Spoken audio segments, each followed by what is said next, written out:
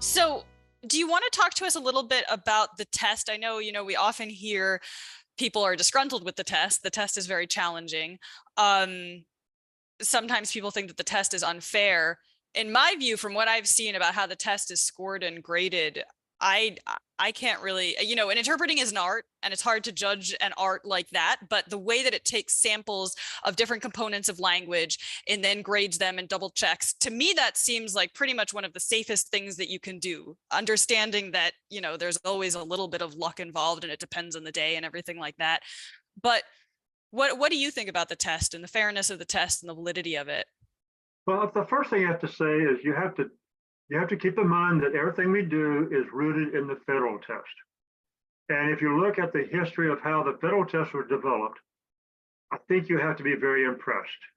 Uh, they had a panel of something like 13 scholars, interdisciplinary scholars from different fields, all the way from psychology to linguistics to interpretation to psychometrics, and then there were three Latino judges that were in the group, and they worked as a team to come up with the methodology.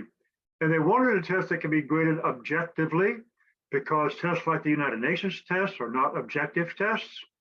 They wanted a test that could be administered in a time-efficient manner, that could be rated fairly and reliably, and so that the experience that a candidate had in New York or Miami or Los Angeles or Seattle or Chicago or San Antonio would be the same regardless of where they happen to take the test.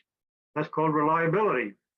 And so you also want to have a test that could be fairly easily graded, because otherwise, theoretically, you could grade every single word in the test, but then you would take forever, and to try to grade the test would be prohibitively expensive. So the model they came up with, if you read the history of that model, you can't be anything but impressed by the integrity and the comprehensiveness of their work. So we piggybacked on that. And So, so my view is that I know that the test is viewed to be difficult, but I don't share that view. I think the test is too easy. So let me explain why. If people come and take, I say this, I was at the Rutgers University just a few weeks ago, making that same presentation, telling that same story. And another story I tell is, okay, when you take a test when you were in college or high school and you didn't do well, why didn't you do well? And the answer is always, well, because I wasn't prepared. And I say, well, that's 95% of the time that's the case. Once in a while you get a professor who's an idiot and loves torturing students, and the test is not really fair. But if the test is fair and you don't do well, usually the problem is you weren't prepared for it. Well, I think there's a massive disease.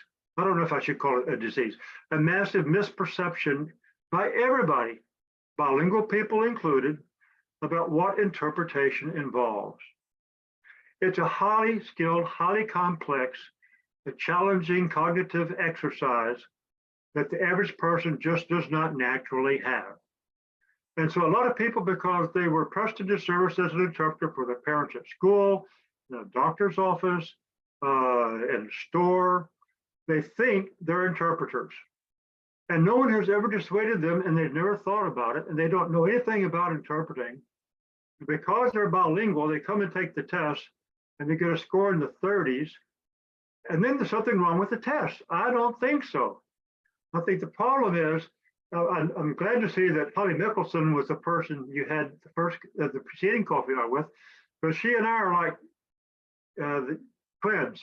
The two pillars of interpreting are training and testing. And you can't have one without the other. And so many people try to take the test without really knowing what to expect, what they're doing. They haven't prepared. They don't understand. And so I think for example, when some people say, well, I only missed it by 1 point, I said, well, you should have passed it by 10. yeah, it's really, you missed it by 31 points at that time. So that, exactly. So I just think that, and for we developed a test in Spanish. Then we developed a test in Portuguese and Haitian Creole. Every time we develop tests, we use new expert consultants.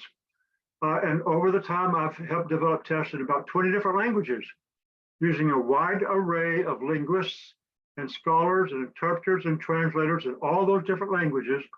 And to a person, except for one guy who just couldn't get it, the concept of a scoring app, everybody was ecstatic and very impressed by the methodology. So all the professionals we've ever been involved with have been very impressed by this methodology.